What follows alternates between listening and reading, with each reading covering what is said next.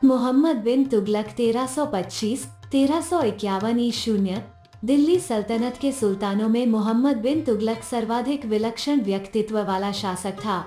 वो अरबी एवं फारसी का महान विद्वान तथा ज्ञान विज्ञान की विभिन्न विधाओं जैसे खगोलशास्त्र, दर्शन, गणित, चिकित्सा विज्ञान, तर्कशास्त्र आदि में पारंगत था। उसका नाम कई संज्ञाओं से जोड़ा गया, अंतर विरोधों का विस्मयकारी मिश्रण, रक्त का प्यासा अथवा परोपकारी आदि। उसके शासन काल में 1333 ईशून्य में अफ्रीकी यात्री इब्न बतूता भारत आया था। सुल्तान ने उसका खूब स्वागत किया तथा दिल्ली का काजी नियुक्त किया। 1342 ईशून्य में इब्न बतूता सुल्तान के राजदूत की हैसियत से चीनी शासक तोगन तिमोर के दरबार में गया। इस यात्री ने मोहम्मद तुगलक के समय की घटनाओं का अपनी पुस्तक रिहला में उल्लेख किया है। इब्न बतूता के अनुसार उस समय तुगलक साम्राज्य 23 प्रांतों में बंटा हुआ था। कश्मीर एवं आधुनिक बलूचिस्तान को छोड़कर लगभग सारा हिंदुस्तान दिल्ली सल्तनत के नियंत्रण में था। राजनीतिक एवं प्रशासनिक योजनाएं बरनी सुल्तान की 5 मुख्य योजनाओं का विशेष रूप से उल्लेख करता है। 1. दोआब में कर वृद्धि। 2. देवगिरी को राजधानी बनाना। 3. सांकेतिक मुद्रा जारी करना। 4. खुरासान पर आक्रमण। 5. कराचिल अभियान। कुछ विद्वानों के अनुसार ट्रांसाक्सियाना के मंगोल शासक तरमाशरीन 1327 ईशून्य के आक्रमण को रोकने में सुल्तान विफल रहा और अंततः उसे धन देकर वापस भेजा। सुल्तान ने कुछ मंगोल अफसरों को नौकरियां दी तथा तरमाशरीन से मैत्रीपूर्ण संबंध स्थापित किया। सुल्तान की सर्वाधिक विवादास्पद योजना दिल्ली से देवगिरी में राजधानी परिवर्तन था। 1327 ईशून्य में राजधानी परिवर्तन से पूर्व देवगिरी को दौलताबाद नाम दिया गया। इसोमी लिखता है कि सुल्तान खूनी एवं रक्त पिपासु था। वो दिल्ली वासियों को दंडित करना चाहता था क्योंकि वे लोग सुल्तान के महल में गालियों वाले पत्र भेजते थे। बरनी के अनुसार चूंकि देवगिरी साम्राज्य के केंद्र में स्थित था तथा सभी दिशाओं में एक जैसी दूरी थी, अतः इसे नई राजधानी के लिए चुना गया। देवगिरी दौलताबाद मुस्लिम संस्कृति का केंद्र था। इसी स्थान पर बहमनी राज्य का विकास हुआ। देवगिरी को कुबतुल इस्लाम भी कहा गया।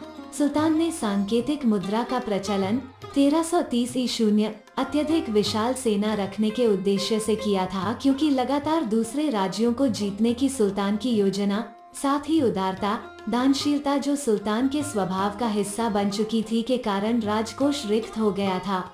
उसने तांबे तथा इससे मिश्रित कांसे के सिक्के जारी किए।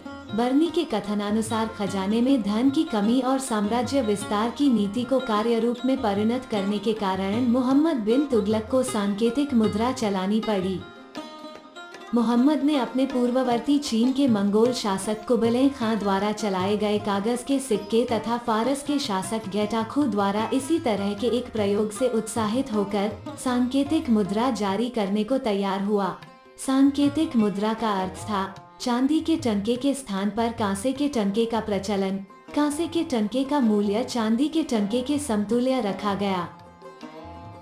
आधुनिक इतिहासकारों के अनुसार अंतर्राष्ट्रीय बाजारों में चांदी के अभाव के कारण इसका मूल्य बढ़ गया, जिससे लोगों ने इसका भंडारण शुरू कर दिया। खुरासान अभियान तरमाशरीन के साथ मैत्री का परिणाम था। कहा जाता है कि त्रिमित्री संगठन मोहम्मद बिन तुगलक, तरमाशरीन तथा मिस्र के सुल्तान भी खुरासान के सुल्तान अबू सैयद के विरुद्ध बनाया गया था। किंतु जब सुल्तान की सेना तैयार हुई तो ट्रांसऑक्सियाना में राजनीतिक परिवर्तन होने के कारण तरमाशरीन को शासक पद से हटा दिया गया। इस प्रकार यह अभियान कभी भी प्रारंभ न हो सका। बरनी के अनुसार इस सैनिक अभियान के लिए 3,70,000 सैनिकों की विशाल सेना खड़ी की गई और सैनिकों को पूरे 1 वर्ष का अग्रिम वेतन प्रदान किया गया। कराचिल का सैनिक अभियान सुल्तान की अगली विजय योजना थी, किंतु इसका विनाशकारी अंत हुआ। कराचिल की तुलना हिमाचल प्रदेश में कांगड़ा के पर्वतीय प्रदेश के साथ की गई है। तिब्बत की सर्दी और बर्फीले तूफान में सुल्तान की लगभग संपूर्ण सेना मारी गई। जो सैनिक इस प्राकृतिक आपदाओं से बच गए वे प्लेग में मारे गए। दोआब में कर वृद्धि की योजना को सुल्तान ने अपने शासन के अंतिम दिनों में क्रियान्वित किया था। संभवतः दोआब में लगान वृद्धि को इस कारण लागू किया गया था क्योंकि यह सल्तनत का सर्वाधिक उपजाऊ क्षेत्र था। दोआब में कर वृद्धि लगभग 1/10 से 1/20 के बीच थी। उपज का 50% लगान के रूप में तय किया गया, किंतु दुर्भाग्य से जिस वर्ष वृद्धि हुई उसी वर्ष अकाल और तदुपरांत प्लेग की महामारी फैल गई। इस संकटापन्न स्थिति में सुल्तान ने कृषकों को सहायता प्रदान करने के लिए केंद्र में कृषि विभाग दीवान-ए-अमीर कोही की स्थापना की, अकाल राहत संहिता तैयार करवाई, सिंचाई के लिए सैकड़ों कुएं खुदवाए तथा सुल्तान की पहली असफल योजना राजधानी में परिवर्तन तथा अंतिम 5वीं अकाल ग्रस्त कृषकों को कृषि ऋण तकावी प्रदान की गई। योजना दोआब में कर वृद्धि थी।